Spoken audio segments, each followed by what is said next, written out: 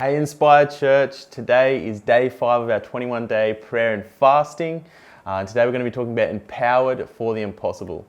Now someone told me once that faith sees the invisible, faith hears the inaudible, and faith does the impossible. But what path does faith take to be realized? In 1 Kings 17, the kingdom of Israel is no longer experiencing the blessing of God, either in their nation or in their land. They've been following this new king Ahab, who's led them down a road of idolatry and paganism. But even in this time, God still sends the prophet Elijah to Ahab. And in 1 Kings 17:1, it says this: "Now Elijah, who was from Tishbe in Gilead, told King Ahab, 'As surely as the Lord, the God of Israel lives, the God I serve, there will be no dew or rain during the next few years until I give the word.'" After more than 3 years of absolutely not a single drop of rain at all, it seemed totally impossible that any rain could fall at just any moment's notice. But what did Elijah do? What path did Elijah's faith take?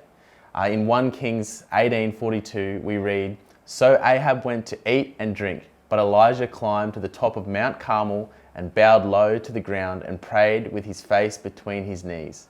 It seems clear that Elijah knows what God's will is, but he also understands and recognizes that the importance of praying God's will into action.